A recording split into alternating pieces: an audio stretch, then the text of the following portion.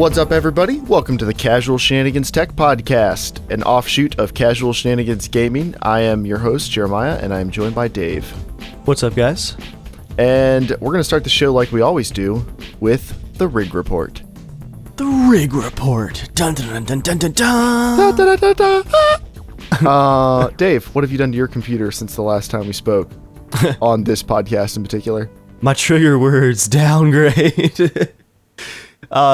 I had joint custody of your 980 Ti for a few weeks, doing some SLI.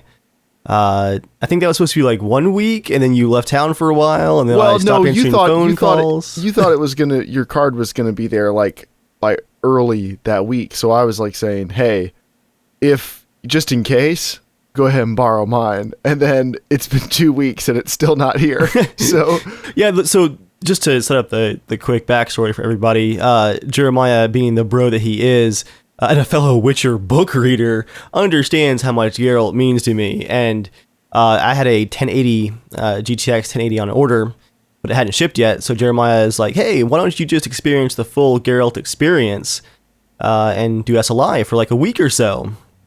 Well, unfortunately, Amazon has shipped no third-party GTX 1080s yet, and it's been... What is today? Holy crap, it's the 17th. It's been well over 2.5 weeks, that's the worst order experience from Amazon ever. It's not really their fault, but still that's unexpected. Yeah. But yeah, for a few weeks I had SLI'd 980 Ti's, and overall I'd say that it was a significantly better experience than both you and I had with the 970 SLI last year.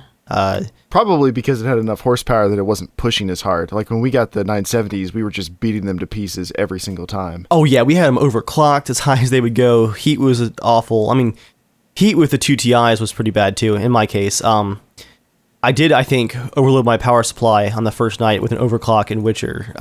Whole computer shut off, so proud of that, I think. So I had to keep them basically at stock clocks because of the power supply and because of the heat. I have a mid-tower case now, not a full tower, and heat was definitely becoming an issue. But overall, like, frame rates were really good, even with low clock speeds. Frame timings weren't as bad, again, as the 970s, but also not as good as a single card. I don't want to say that it was a bad experience, but, you know, I'm not chomping at the bit to buy your card from you or anything like that. Oh, darn. Hopefully you weren't counting on this like trial run ending with a purchase. I did tell Joel it would be funny if like your 1080 didn't get delivered and then you just got desperate and couldn't give up the extra Witcher graphics and were like, I'll do it. I'll just do it. I'm kind of glad you didn't. Just like, I'm more proud of you for not doing it, but I would have laughed and definitely have still sold you the card if you did do it. Oh, of course. And it would have been easy to, because Witcher being a single player game with, you know, some pretty intense graphics, it's actually one of the best like test cases for SLI. Other games I'm playing, you know, RTS games in windowed mode, Arma anything, Daisy anything, early access, not super happy with SLI. But I will say that it's mostly because I've been busy, but since you got your card back Wednesday, it's Friday now as we're recording this, I haven't launched Witcher since Wednesday, because I know I'm going to have to lower the sliders. That's so pathetic. Well, I mean, like I said, it's mainly because I wanted to record some Fallout and stuff instead. I've been busy, but I know... if I don't look at the sliders, I know it's still on Ultra. If I don't touch them, they're still there. Couldn't you just, like, limit your frame rate to 50 and be fine? Or would it actually drop it into the 30s? I actually did that for a while. I had it at 50 for a while. I think the new Hearts of Stone, gosh, now 6 months ago, Blood and Wine expansion pack, I think it runs a bit better than some of the areas in the base game. And of course I'm running, you know, Hairworks and all the extra stuff, so my overhead is a lot more compact. But I think I can push the sliders a bit further and keep it at 60 without losing too much of my graphic fidelity. But yeah, I feel like I owe you a big time at this point. Oh, absolutely. Happy to help. I left a car in your driveway. Well, that's also true. So all I've done to my computer is I've installed a GTX 970 for about 2 weeks. Hey, okay, again, I feel like you're underselling this. You installed I think it's EVGA. Now that I'm saying this, I can't remember. It's an EVGA ACX 2.0 970 with the SSC Fallout Edition, right, which was Fallout a rare backplate card. It's exclusive. I think it was like Best Buy. I don't even know. So I threw it in, cranked the fans up, cranked the overclock up, and was like, all right, baby, let's see what you got. I didn't treat it with the reverence you'd probably expect, but it was perfectly stable. I expected that, actually. The temperatures, it stayed in the 60s. I mean, the fan is actually louder. What? Yeah, okay, so I've never been that impressed with the ACX cooler on these cards. Yeah. Although it did keep it in the 60s, but high 60s, but I could hear it. I could hear it all the time. And in my case, which is a Fractal R5, that is a quiet case. That's a case designed for thermal control and you not hearing the computer. And I could definitely hear that card when I wasn't wearing headphones. And traditionally with my TI, because it's a 3-fan design, I guess the fans aren't spinning at the same speed and it's not a big deal. But yeah, other than that, I just lowered my resolution to 1080p. I am definitely one of those people that's of the opinion that 4K is worth more than a few extra frames per second in a lot of games. But 4K on one 970, I knew I was going to have to reset most of my graphics pretty hardcore. So I just dropped the resolution down to 1080p and it just breezed through it for a couple weeks. And it was good. I mean, 1080p honestly is fine. Like there's nothing wrong with it. I was very noticeable at first, and after 10 minutes of playing, you just don't really see it as much anymore. But on a 27-inch screen, 1080p is a little low. Mm-hmm. Like my monitor off to the side is another 1080p 27-inch screen. And that's the one I use for Potato Masher videos and stuff. And when I bought it, I was going to use it as my main monitor. And then after a couple weeks of using it as my main monitor, I was like, this pixel pitch, like this is just, it's too big. Like it's just not, that's not working. So I use it as a side monitor and it's fine. So I'm happy to be back at 4K now. Definitely much crisper and sharper than 1080p. The Witcher definitely looked as good as it should. But 1080p was fine. If there was some easy way of selling my 4K monitor, I think I would drop down to 1440p. Get a bigger boost than if I bought a 1080, graphics wise, and then try like a G-Sync monitor. I'm just not happy with a lot of the stuff I'm seeing about the reliability of some of the IPS 144 hertz panels. I'll still recommend them to people who want a really nice monitor, but I have a very, very stable monitor for work purposes. So for me, going to, just like with you, system stability and everyday usability is very important for our computers because we use them for work. So if I was just gaming, I'd just roll the dice on one of those monitors, but I need this monitor to be good all day long. This thing is on like at least 14 to 15 hours a day. So it just doesn't have the choice of not working.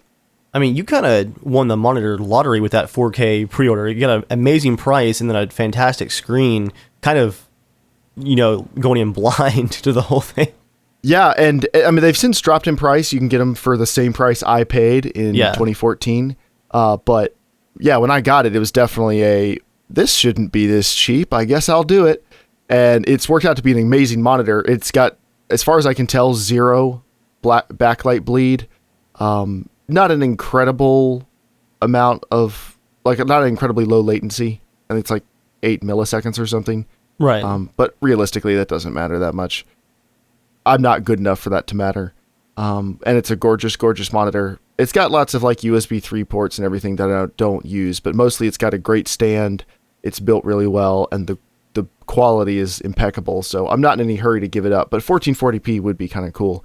Joel has the same monitor as me, but the 1440p version, and it looks pretty good as well.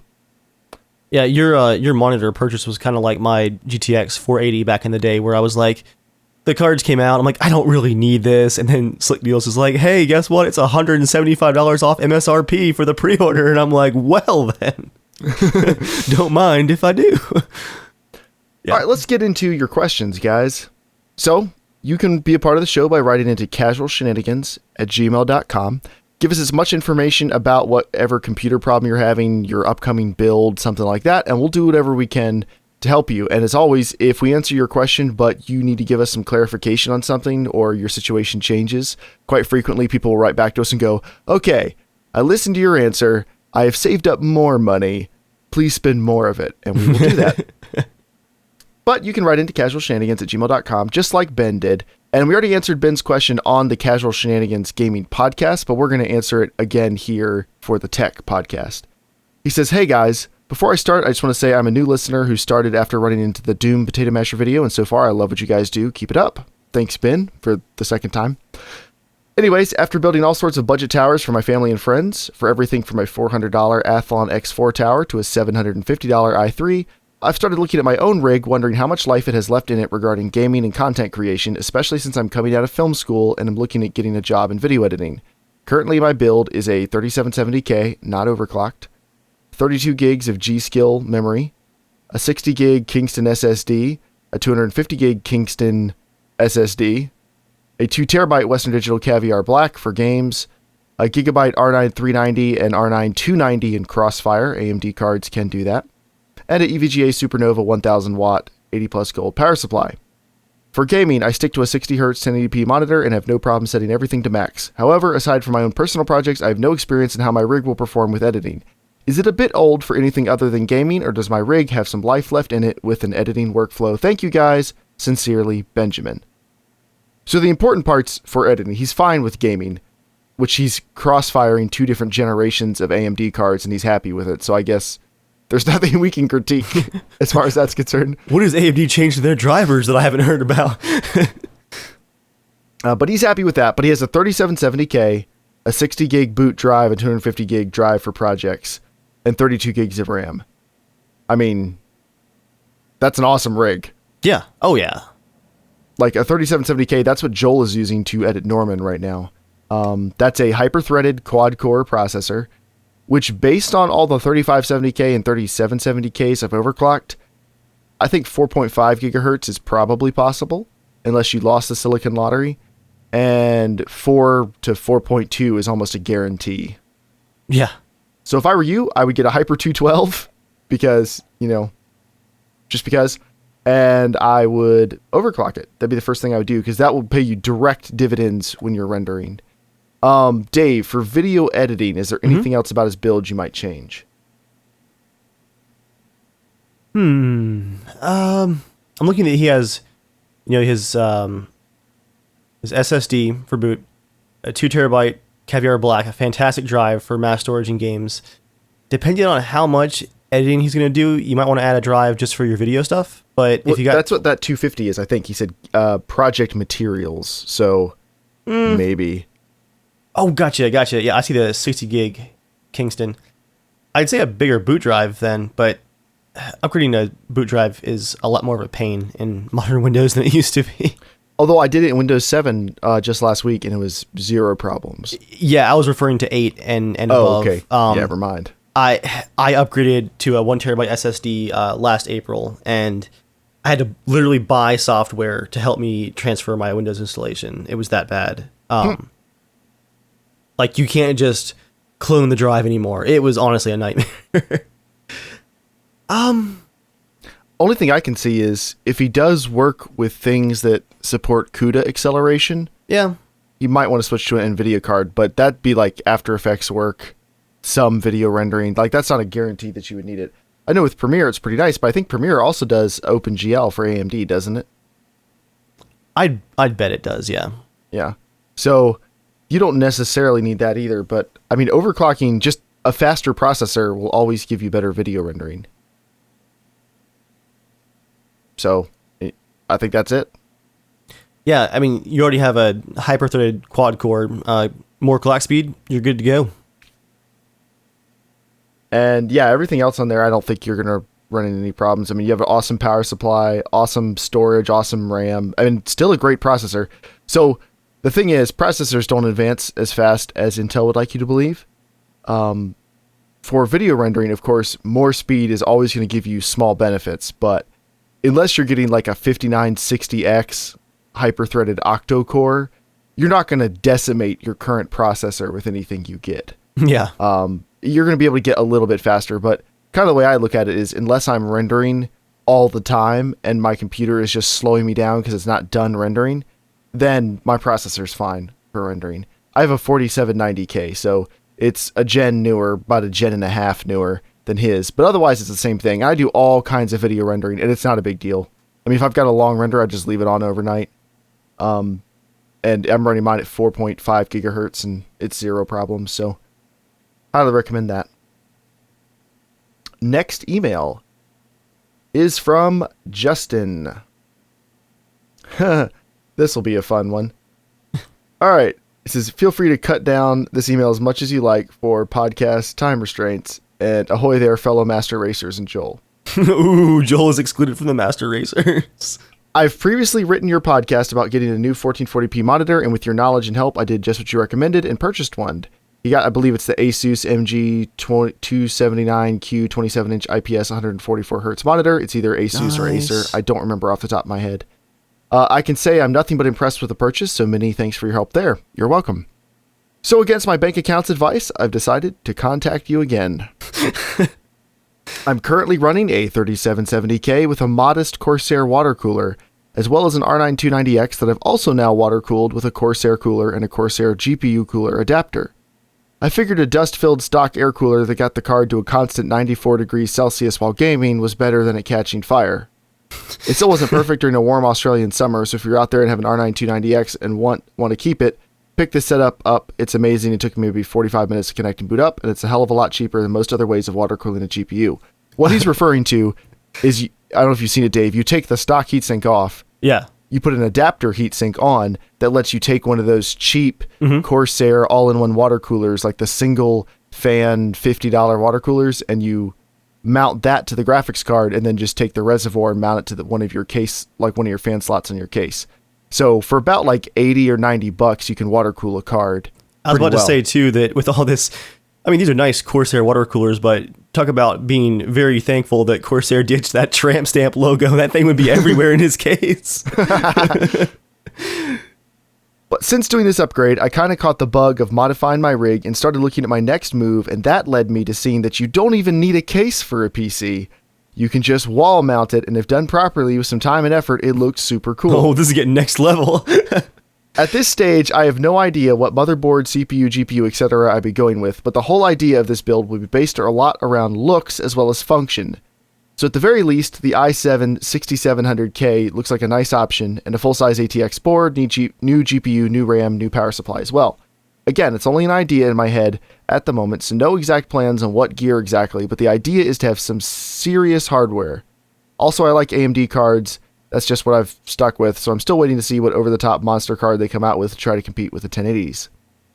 Basically, my actual question is, have you had much experience wall mounting a PC? I have had zero. Exactly zero. Yep. What other hardware would I need? Motherboard mounting, etc. I would be mounting the GPU externally from the motherboard, as I love how that looks, so what is the adapter I would need for that? For power supply cables, what's a good place to look for custom cabling, etc.? And any help with water cooling would be great. EK water cooling. They look to be the biggest and most popular custom loop brand out there, or possibly the only reputable company. They're one of the best ones. It's very likely I'd stick with plastic tubing for a custom loop setup, as it's easier and I actually like how it looks over glass tubing, but any help you have regarding their gear would be good. There's a lot of products listed on their site, so it can be confusing, as I haven't used any of it before. I'm well aware this is a project and not a 45-minute job, and likely not a cheap job either. But that's what hobbies are, right? And it's still cheaper than a project car. Is it, Jeremiah? Is it really? Probably. The other day, I just went online and I tallied up everything I've spent on the Spider, and then I looked to see which Porsches I could have bought instead. Well, to be fair, I likely would have spent a lot of that money again maintaining one of those Porsches. But Porsche Boxsters, man, they're affordable. Anyway, we can talk about that later. I'm definitely capable of putting in some effort and ending up with something that will stand out on my wall, but other than saying plan, because it'll need a lot of that, what other help do you have for me? And I also feel like it would be an interesting discussion for you. So Dave, how much experience do you have wall mounting a computer? Decades, to be honest. It's on my resume. Or is that zero experience? Nope, definitely zero. All right, so here's the thing, Justin. Most of what he's saying doesn't actually sound that hard. So like if you want to mount a motherboard to a wall, the easiest thing to do would be buy a cheap case, cut the motherboard tray out, and then just mount your motherboard to that. That way it's grounded and everything. Yeah, that's a good idea. Yeah. And then mounting a motherboard tray to a wall, that's not that hard. You can do that. Okay, so feel like this is one of those things that there's probably some very detailed guides in like enthusiast communities on how to do that. Because I think it's going to be one of those things where you want to learn from other people's mistakes and don't spend your money on mistakes during the process. So we're going to give you our recommendations of how we would start approaching this, but neither of us have experience doing this direct thing. But a lot of this is just general computer knowledge. So looks are important because you're going to be hanging it on a wall. Okay, so you just get a nice looking motherboard, nice looking RAM that matches the motherboard. Like, you're all good there. Nice looking power supply is not that hard. Now, he was asking about custom cabling. You can custom sleeve your cables, and a lot of high-end power supplies are already a bit sleeved, but do you know of any good place to get custom sleeved power supply cables? A lot of the major power supply manufacturers now have cable kits you can buy in different colors and all kinds of cool stuff. I was looking for extra cables for the General's power supply because, as I learned recently, power supplies that are modular don't really have consistent standards. So you want to make sure that you're buying the exact cables for your power supply from the manufacturer. Yeah.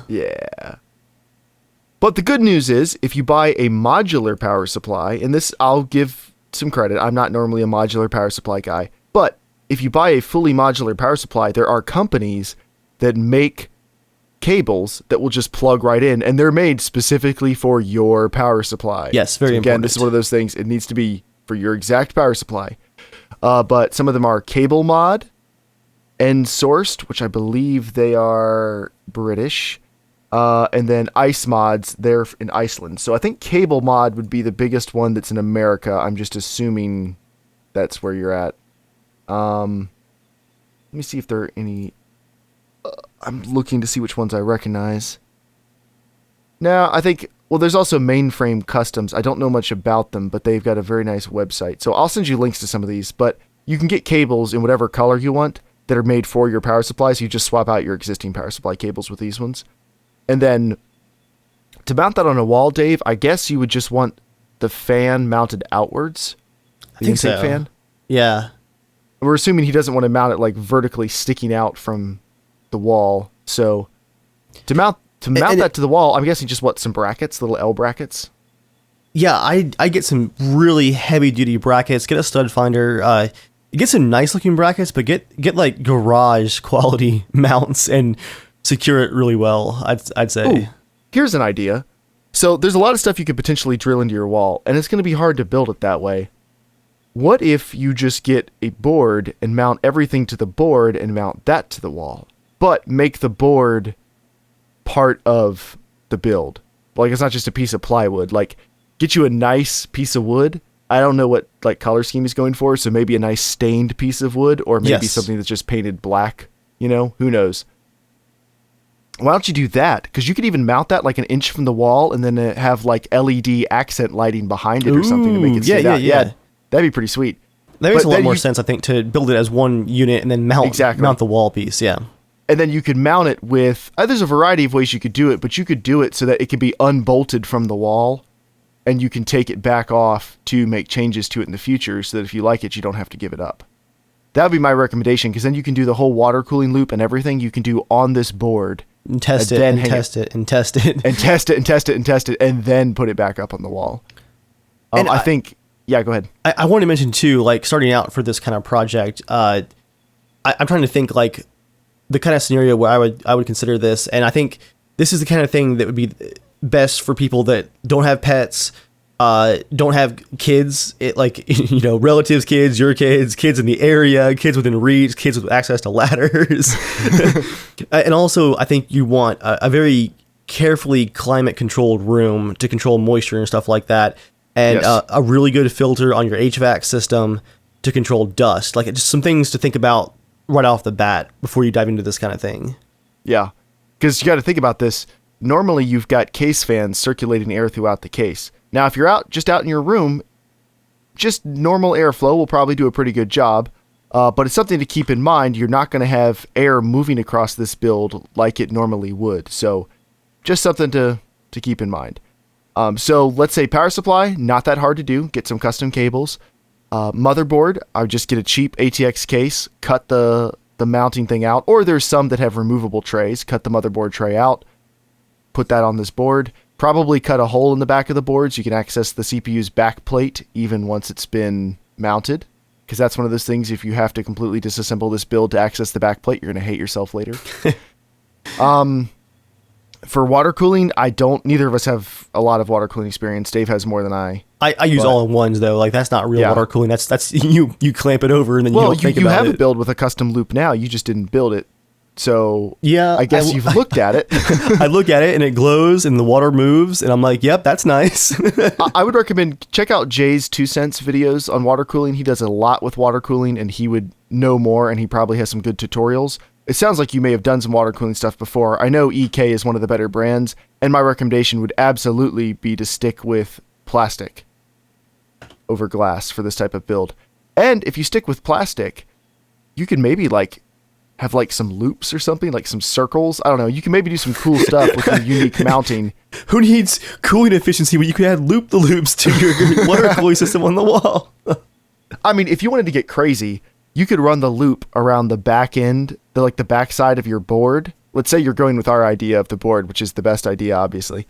And if you have like the UV reactive fluid, you could have that be your LED glow, or you can just put it all in the front both. And make it all match. Yes, you could. So once you test your whole loop, you're going to want to empty the loop, then mount the computer on the wall, then refill the loop. If you're doing any sort of like heavy duty work with this, you'll want a couple friends to help you to hold the computer, and you'll probably not want fluid inside it while you're doing this part. So test it all on the bench and then drain it, mount it to the wall. Once everything's mounted, fill it back up. So SSDs and stuff, that's easy. Custom SATA cables are like pretty SATA cables, not hard to find. You'll just have to plan out where you want to mount them onto the board so that your cables are routed easily. I guess putting a mechanical hard drive on there is not going to be hard. It's going to look ugly because nobody makes attractive mechanical hard drives. So that could be the type of thing maybe you mount on the back of this board or something. I'm really liking this board idea because you could just hide anything undesirable. You can even route cables behind the board if you want to, unless you want to have them all out in the open where everyone can look at it.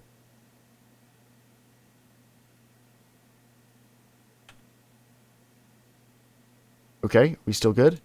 Yeah, that was odd. Okay, I'll just leave it going. You want to mark it? Yep, stand by.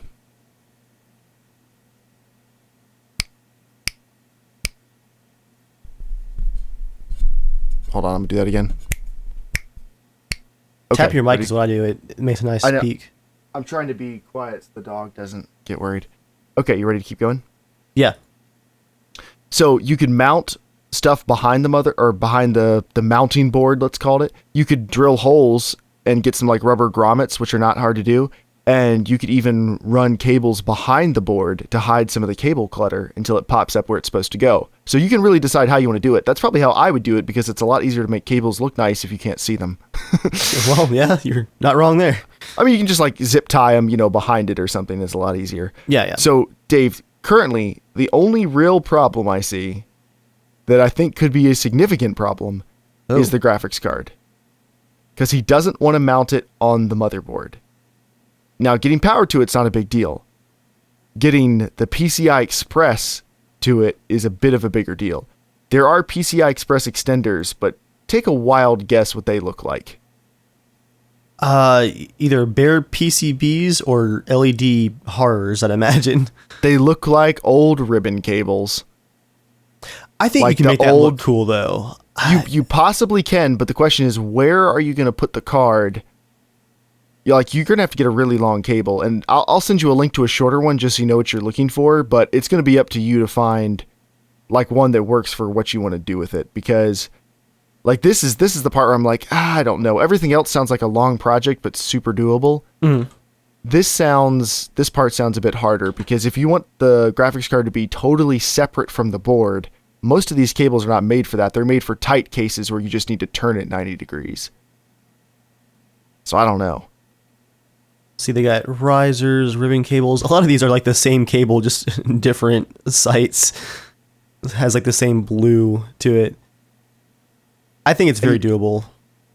it's probably doable, but you also need to mount this where you can get your video cables to it. So this might be like an edge of the board type thing, and I don't know how you're going to do it. I'm sure you can figure it out. This is just one area where I don't have a great solution to suggest. I'm sure there's a way to do it. I don't know what to tell you, though. I will say, though, that this entire question is like the epitome of, when it comes to PCs, like, you can do whatever you want for your PC. Like, you can make it unique to your style, for sure. Yeah, absolutely. And it could still be a really great computer. I just think you should take care when you build it. And this is all hypothetical because you haven't decided you're going to. But take care when you build it so that you can still swap parts out later. Because if this is this cool and you put this much work into it, you're going to want to keep it. Like, you're not going to want to have to completely build a new one next time. So, and tell you what, Jeremiah, I just found a link on a overclocking forum for a guy who built a wall-mounted computer, and he went through and reviewed 4 different PCI Express extender cables. Let me link you to that. Ooh, thank you. I'll grab those links from you. It's from 2013, so it's not too old. And all those cables should probably be they look exactly the same. All right, and then I will link you to, I think I'm going to link them to cablemod.com just because they seem to be the most US-based one. That's assuming a bit, but they seem to be the most US-based one. And that might work for you. Let me close out some links. All right, our next email is from Alkean, and he says, I want to know what you think of my future PC build. I just sold my PS4 and started my preparation for the PC Master Race journey. Here's my build. All right, Alkean, your build is an i7-6700K, a Nashua NH-D15 air cooler. I have the D14. An Asus Maximus Ranger motherboard, 16 gigs of Kingston HyperX RAM, an 850 EVO 500 gig SSD, a 2 terabyte Western Digital Black, a Cooler Master Master Case 5 mid-tower case, a Cooler Master 650 watt gold power supply, a PCI Express wireless N adapter, and a Logitech ergonomic mouse and keyboard. Dave, what is the giant glaring problem with Alkean's build? I'm noticing a distinct lack of graphics card, I believe. Yes. Distinct lack. So you're not going to be able to play much with it like this, Alkean, I'm sorry to say. You're going to need a graphics card. You can use integrated graphics if you want. I'm also going to tell you, if this is your first build, do not get the Nashua NH-D15. I've done dozens of builds, and the D14, which is basically the exact same thing. Like, it almost broke me as a person installing that in my case. So get a Hyper 212, of course. That's always our recommendation. I've added that to the list. It's simple. It's easy. You can totally do it. Yeah. On to the rest of his build. So the first thing that stands out is he's kind of overbuying a little bit, which isn't a bad thing. If you got the money, you want to spend the money, spend the money. But this Asus Maximus Ranger ATX motherboard, this is a $200 motherboard. Yeah, it is. And he's getting a hyper-threaded quad-core, which is cool. You don't have to spend that much. If you're just interested in gaming, a 6600K and a $120 motherboard will suit you just fine and save you like $130 overall. Let us know if you want to do that. For right now, we'll assume we should keep all of that exactly as is. And what type of graphics card do you think he'd want? Do we have any kind of monitor or resolution for his build? I don't think so. Nope. Okay. So I guess we should assume just 1080p? Yeah, let's assume. Okay. What do you think about one of those low-priced 980 Ti's going around? If you can get one on sale, that would be a good option, Alkean. If you just check slickdeals.net or Reddit r/PC build a PC sales. Like I would qualify that with if you're buying this build like in the next month, it's a great time to buy a 980 Ti because the sales are going to be nuts for the next month or so. Or grab a 1070 if you get one in stock. I don't think that's going to happen in the next probably month. Not. Or if you're like, I don't want to spend that much, totally fine. Get a 970. Yeah. You know, only if you can get one for $250. This is a weird time to buy a graphics card because everything's on sale. So I'm going to throw a $285 970 into this list just so we can send it back to you. Don't buy one for that much. Like if you're going to buy a graphics card the next month, it needs to be on sale or it needs to be one of the new ones. That's just how it is. Pretty much. All right. Next email is from Bryant. He says, "Hey, German Dave and all the other awesome CSG people. I've been an avid listener for about 9 months now of your podcast, and especially have taken a liking to your tech podcast as I want to learn how to build, upgrade computers way more than my basic knowledge I've gained from taking mine apart. Whenever I can put some money together, I'll be building my next computer piece by piece with the helpful guidance of notes I've been taking on brands and what to look for in hardware specs. When the time comes, I'd like to know what I'm putting together with a guiding hand, probably you guys, because you're the best. Thanks, man. Instead of having it just done for me and not really understanding it. I want to throw my 2 cents in regarding gaming laptops. I bought this laptop early last year with part of my tax refund, and I have loved it. Dave, do you see this email? Can you open up this laptop? I'm opening that up right now. It is an MSI GE70 Apache. Let's run through the specs real quick. 17-inch screen. Hold on, is that a multicolor LED backlit keyboard? It is. That's pretty fancy. It's so spancy. It has a GTX 860M 1080p screen, an i7 4700HQ quad-core processor, 12 gigs of RAM, terabyte SSD, or it can be spec'd out to have a terabyte SSD, Windows 8.1. That's about it. I had to Google it. Yeah. That's a very nice CPU in that thing. It is, very much. 4 cores, 8 threads, turbo frequency at 3.4 for a laptop. That's awesome. Okay, so what he says, the pros of it, this is in regards to our previous conversations on gaming laptops where we say what you should do is probably just buy a cheap laptop for class and build a desktop because you get a better experience. So he says his pros are the 17.3-inch screen, I guess if you're not carrying it. The weight, it only weighs 6 pounds. I was shocked when I heard Dave mention his 11-pound laptop on the podcast. I mean, I bought mine a decade ago, so... Dave was shocked when he had to carry it the first time, too, I'm sure. 2 SSDs. My first experience with SSDs, and I love the speed. A backlit keyboard, because yes, I think it looks way cool. That is way cool. Portability. 17.3-inch screen. Portability. Okay. I often bring it to work to take advantage of her super fast business internet or over to my girlfriend's house to LAN with her on my old desktop I loaned to her. So if you're not moving around that often, I guess maybe, I don't know, maybe 17.3 inches isn't that big, depending on what type of bag you're putting it in. Cons. The value. After listening to your podcast a while after I bought this, I realized I could have had a very impressive desktop setup with the same money I put into the laptop. Heat. It gets very warm after a few hours of gaming, so I added an external lap cooler to it for when I do long gaming sessions. And then it has an 800M series graphics cards instead of the 900M. At the time, I paid $1,150 after a 10% rebate, but the price has dropped by a few hundred since then. The newer updated version of this laptop has a GTX 960M instead of the 860M.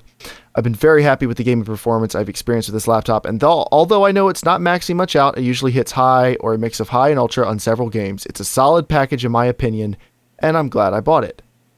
It maybe isn't the best for someone looking to pick up a new laptop for the $1,000 that Austin, who wrote in last time, Austin had budgeted, but I just thought I'd throw it out there in case you thought it was a solid computer and worth recommending to him or anyone else looking for a laptop that doesn't weigh 11 pounds. It is a solid laptop. I wouldn't recommend anyone get a 17-inch laptop unless you know that's what you want, just because that's going to be a beast to carry around. But some of those same specs you can get in laptops that are around the $800 mark from Dell, and from the Dell 7550, I believe. And then Asus also has one. And Acer has one. They all have the GTX 950M or 960M. Similar processors, similar SSDs, similar. And they're about $800 with 15-inch 1080p screens. If you wanted a decent gaming laptop that wasn't super heavy or super big, those would be respectable options. So that's just him throwing in his opinion on that, which is cool. Thank you for writing in. Yeah, it's very good because, like I said, my experience with gaming laptops is now a decade behind. And I have a coworker who bought, I don't think it was maybe it was the Razer Blade, one of the Razer gaming laptops.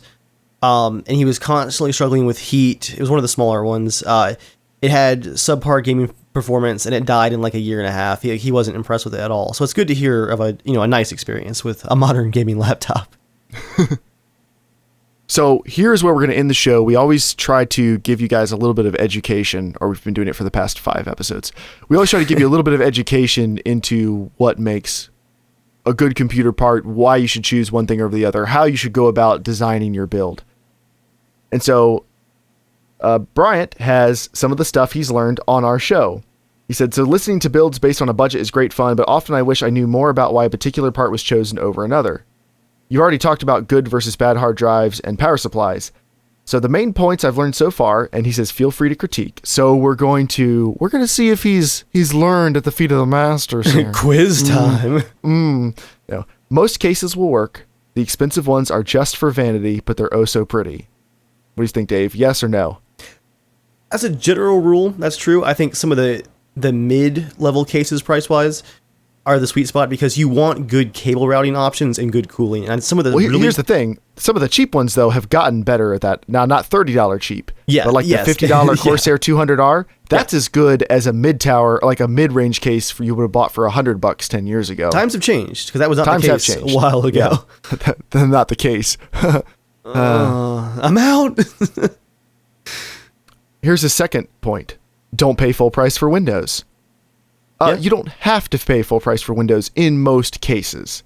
That's not a recommendation to pirate Windows or buy it from G2A or something, which is not what he's suggesting. But in most cases, you should not have to pay full price for Windows. Get a Hyper 212. Yes. Once you use 15 of them in builds and you see how amazing they are for $23 on sale or $30 regular, I mean, you'd be on board. It's not the ultimate for everybody, but man, bang for your buck. It's one of those things where like, it would be my first choice, but I don't think I'd ever tell someone like, no, you don't want a Hyper 212. Right. Because for most any situation, a Hyper 212 will work. Yeah. Get a quad core at least. If you're building it for gaming, I'd say yes. Mm-hmm. Definitely. Overclocking is easier than most people think. Yes. Yeah. Oh, man, compared to how it was, again, sounding like a broken record, like 8 years ago. Man, when I hit 3 gigahertz on my Q6600, that was a good day there. Like it was inched up over weeks, up from 2.4 or 2.66, whatever it was originally, up to 3.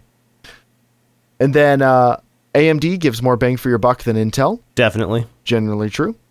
Hard drives are better for storage. SSDs are for programs most used like the operating speed, mostly because of speed and price. Having both gives you the best of both worlds. Yes? Yep. PC Part Picker is king. It's really great. I have never bought a build through PC Part Picker, like having them add it to my cart, but for doing research and comparisons, it's awesome, and I don't think there's anything close to as good. And then everyone and their mom gets the Western Digital Caviar Blue hard drive, and that's okay. Well, it's not my first choice there either, but it's acceptable. For a storage drive, for like a cheap 1 terabyte storage drive that you could also use as a boot drive, I mean, it's up there. Like it's in a very sweet spot of price and performance. We'd always recommend getting a small SSD, but everybody buys it because it's cheap and it's easily accessible and it's good. So nothing wrong with that. Most of all, I want to say thank you for doing awesome work. It's always a blast to listen in on iTunes. It gets me through my work day. I wish I could make it to the Thursday Night Live podcast. Thanks for all the laughs. Mine are mostly internal since my office is quiet and my face will turn red trying to hold it in. And the knowledge. Keep up the good work, Bryant. Thank you, Bryant. Now, here's his actual question, because I skipped it to read the points he's learned, and now I'm getting to his question. I feel I have gained a halfway decent understanding of what most of the various PC hardware components are and what contributes to a good build, with the exception of motherboards. It would be great if you guys could cover some different points on what makes a good motherboard or a bad one, and what to look for when buying for those of us that are looking to increase our knowledge of PC building in general. So, we're going to be looking, I've decided we're going to stick to one socket, and we'll just cover, I've got a Wikipedia page up, Dave, here. Let me send this to you. I'll share the research. Come on now. Well, just so we can be on, we be on the same page here. So there you go. Literally on the same page on the internet together. So all right. We're going to be talking about the LGA 1151 socket, which is all the Skylake processors, the current generation Intel processors. So let's start with socket. That's the main way motherboards are broken up. The socket tells you which processor generation it's compatible with. So all the Skylake processors are LGA 1151. They should all work in any LGA 1151 build. Now, the enthusiast ones might get a different chipset or might get a different socket eventually, but those will be like Skylake variants or a completely different architecture. And for the socket, doesn't the number come from the number of pins that connect the CPU to the motherboard, I believe? I know it at least used to mean that. I believe it still means that. I think it still means that, yeah. Yeah. So LGA 11, because it never makes any sense, because there's been LGA 1155, 1156, 1150, 1151, and none of those are in any sort of order. So, yeah. So this is for Intel's current gen stuff. Now, the next thing is chipset. Dave, how would you describe a chipset in the simplest possible terms? It's not easy, like, it's one of the things we definitely understand what chipsets are, but to explain what a chipset is... It's an over-encompassing term for a CPU and motherboard combo that's for that generation. Is that... Let me look up just definition of a CPU chipset to see if it gives us any easier language. All right. Well, there's a lot of stuff on socket. Okay, this is an easy way to explain it. The chipset is a group of integrated circuits or microchips that can be used together to serve a single function and therefore manufactured and sold as a unit. So, one chipset might combine all the microchips needed to serve as the communications controller between a processor and memory and other devices in a computer. Okay, so that kind of gives me a little kick. I think I can explain this easily.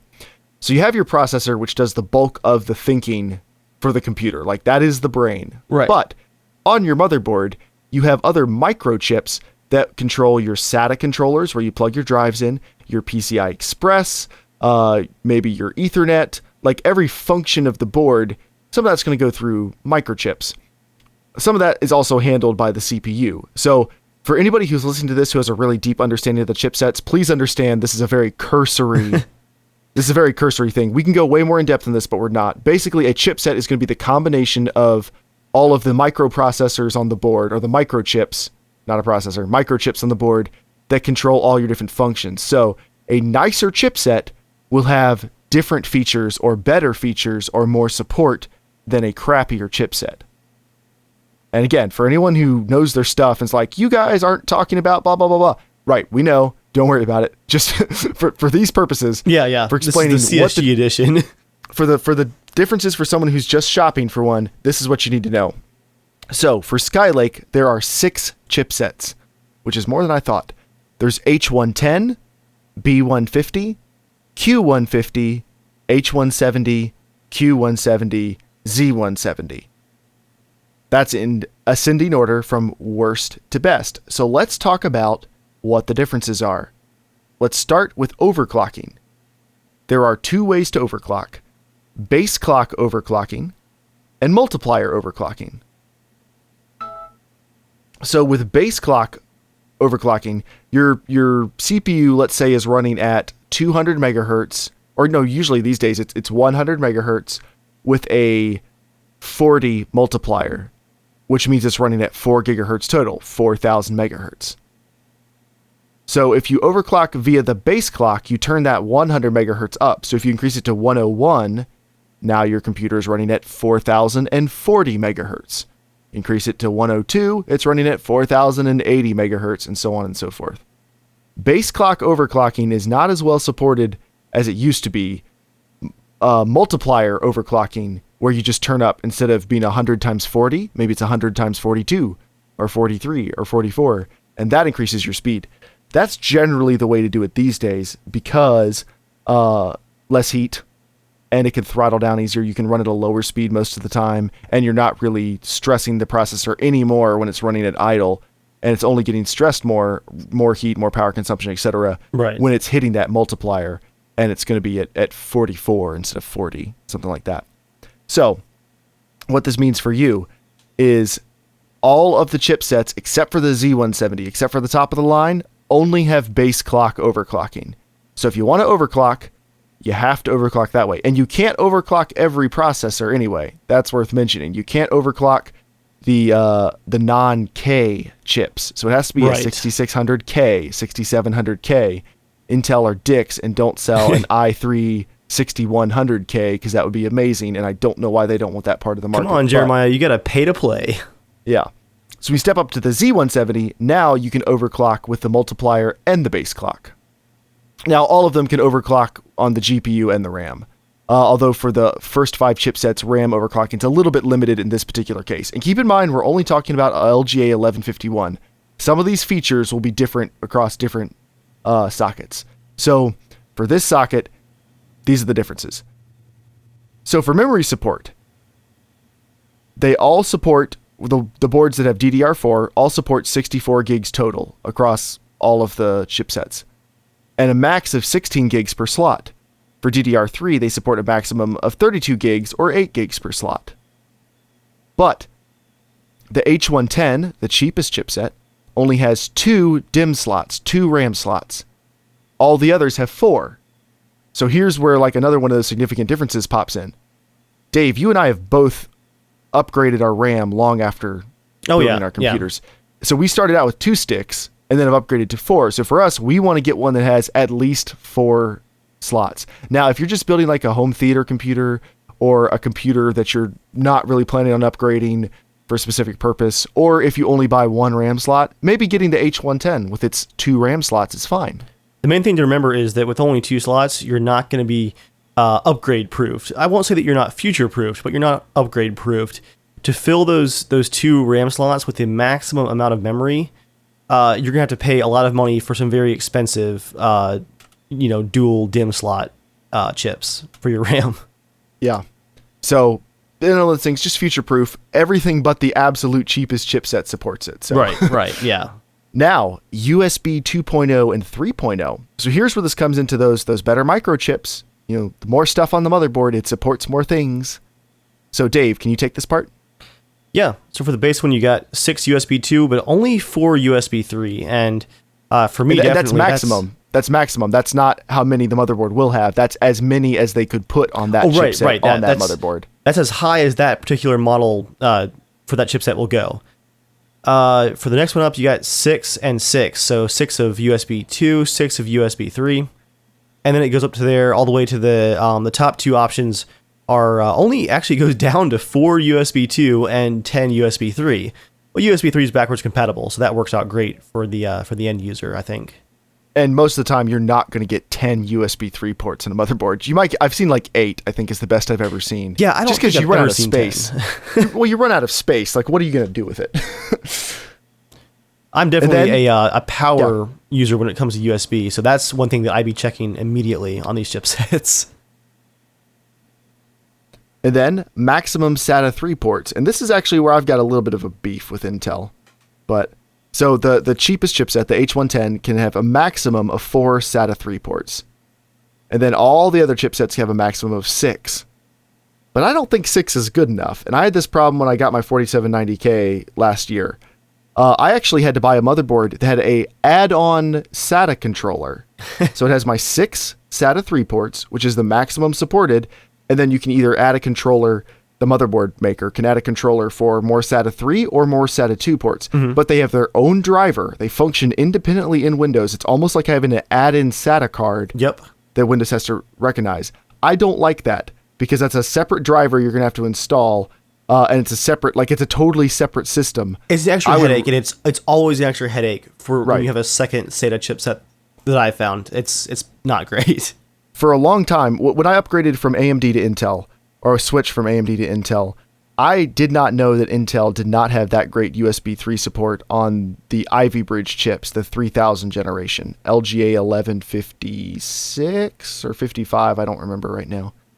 But they only supported like 4 USB 3 ports or something. It was something really small at the time. Don't quote me on the exact number, but it wasn't much. So there was an add-on USB 3 controller which used a different set of drivers. So half of my USB 3 ports did not work unless I knew that I had to go get this driver.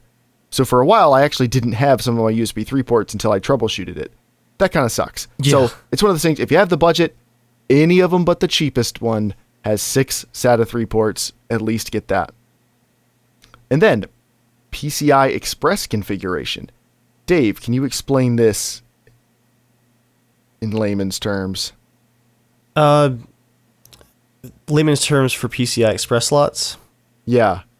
Well, the processor PCI Express configuration, and then there's the PCI Express configuration. Yeah, so graphics cards are high bandwidth, right? There's pushing a lot of data back and forth, so you need a fast PCI Express port. So you're not going to want to do the 2.0 PCI Express ports on the cheapest chipset if you're doing gaming on this chipset.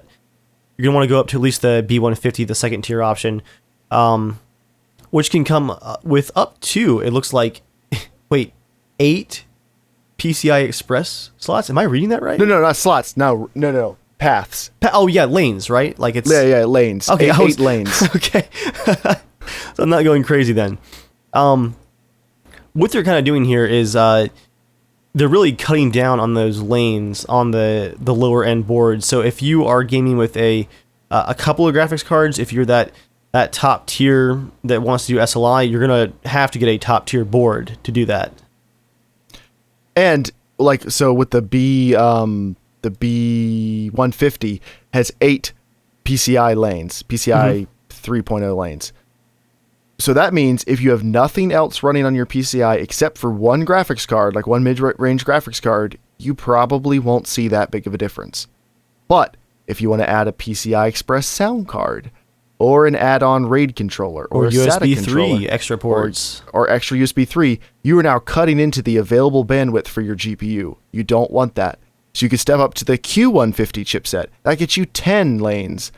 I mean, that's borderline, but still, it'd be best if you stepped up to the H170, which has 16 lanes, because most graphics cards these days are 16X, which, correct me if I'm wrong, the difference between 8X and 16X isn't that much, because when you run SLI, most boards are going to run 8X on both slots anyway. Yeah, that's kind of the current standard, and it's got a little bit of wiggle room to it.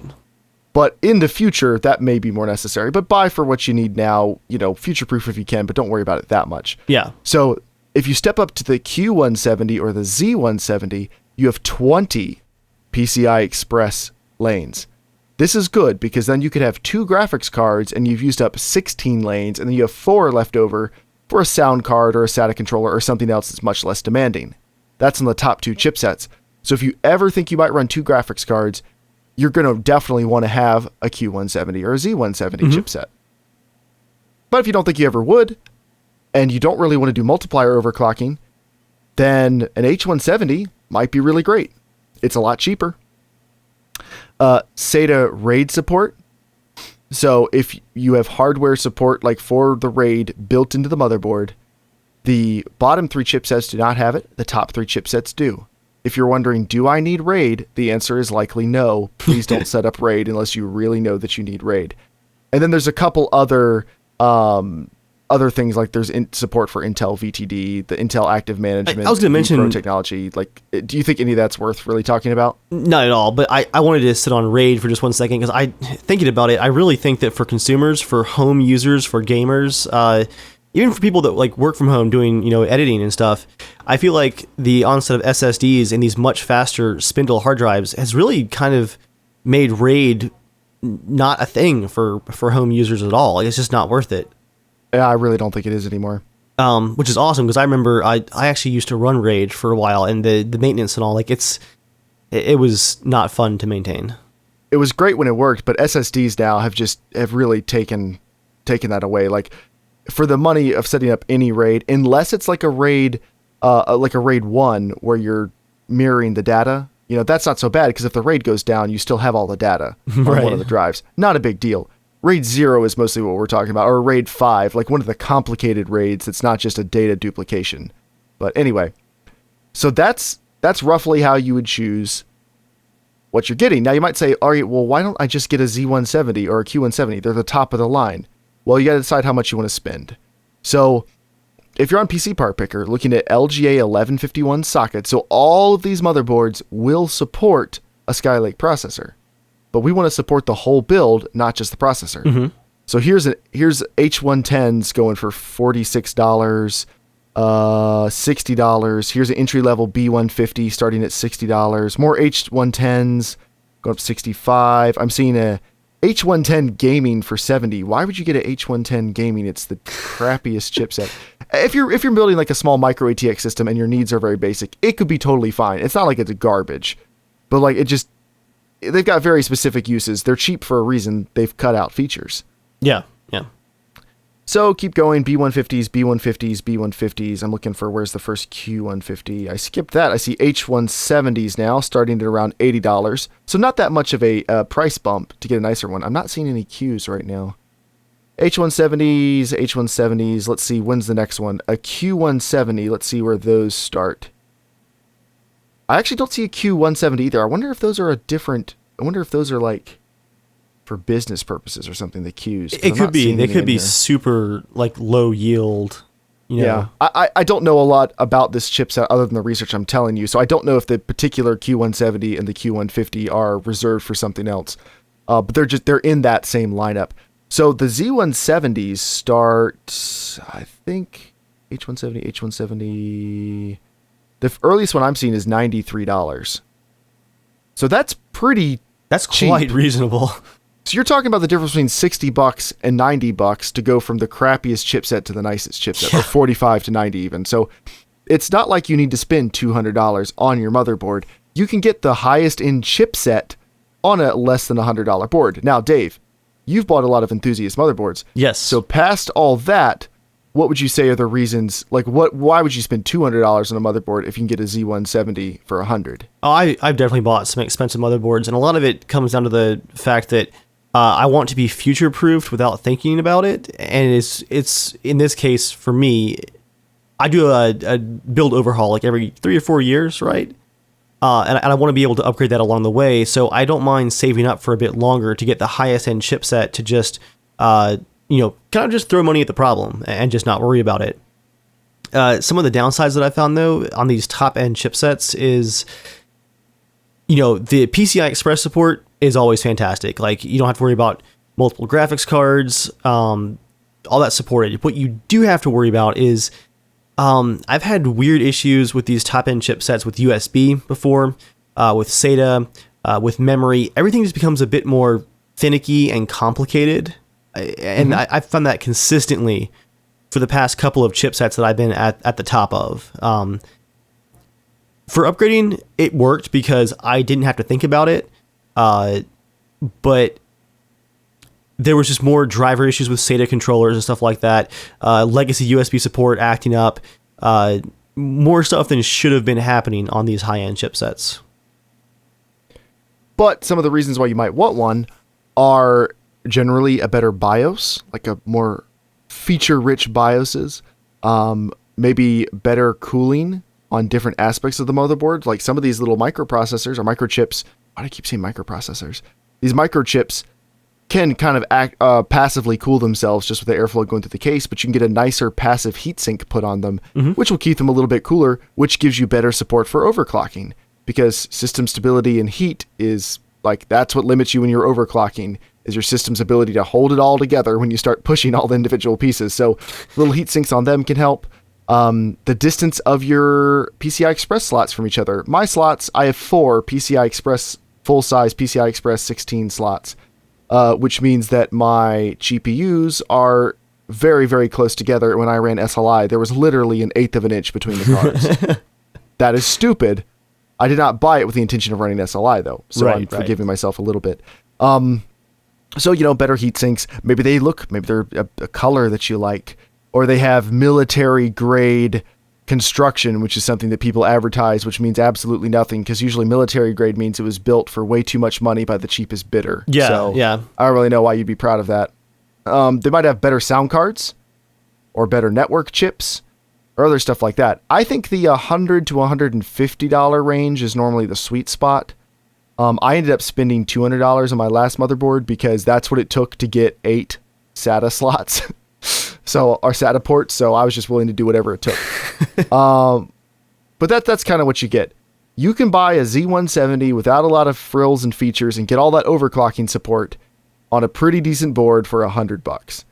You can spend $150 and get a much nicer one. And there's probably somebody, let me just scroll down. Let me go to page 3. let me go back to page 2 where there's prices. All right, the highest end, Asus Maximus 8 Extreme Assembly EATX, extended ATX board is $570. So, Dave, let's just read over the garbage that's in this motherboard for $570. They have 5-way optimization with 1-click overclocking. That means it'll overclock for you. Poorly. Learn to do it yourself. Yeah. A Supreme FX Hi-Fi USB DAC, which is a digital to analog converter for audio, and Supreme FX 2015 for unparalleled gaming audio. This is mostly bull. A ROG 10G Express card plus built-in 3X 802.11 AC wireless networking. I guess built-in wireless is cool if you're spending that much. RGB LED lighting built into the board. Ooh. Which I guess is another thing you could be into. Now, okay, here's a good feature. M2 slots on the motherboard. So M2 SSDs are they look like a weird looking RAM chip. Yeah. And you can clip them right into the board. It's a way to add an SSD without actually having to use up one of your SATA ports. Much cheaper motherboards have these. You don't need to spend this much.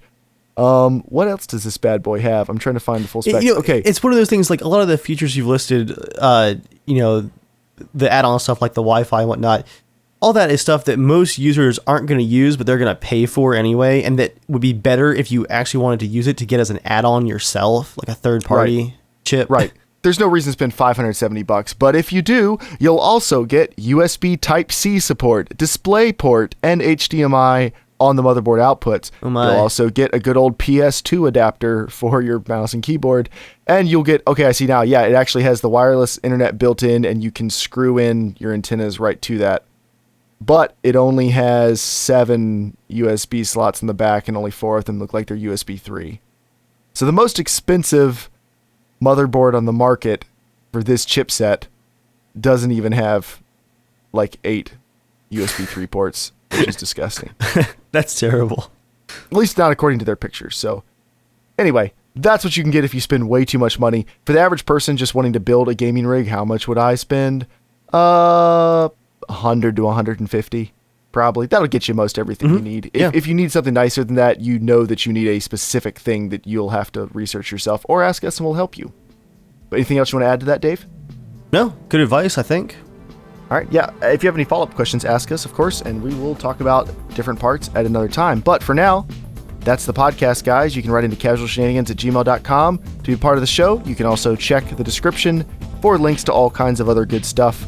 Tweet at us at casualshenaniga. Dave and I both have YouTube channels. You can find them in the description. And until next time, stay casual. Stay casual, guys.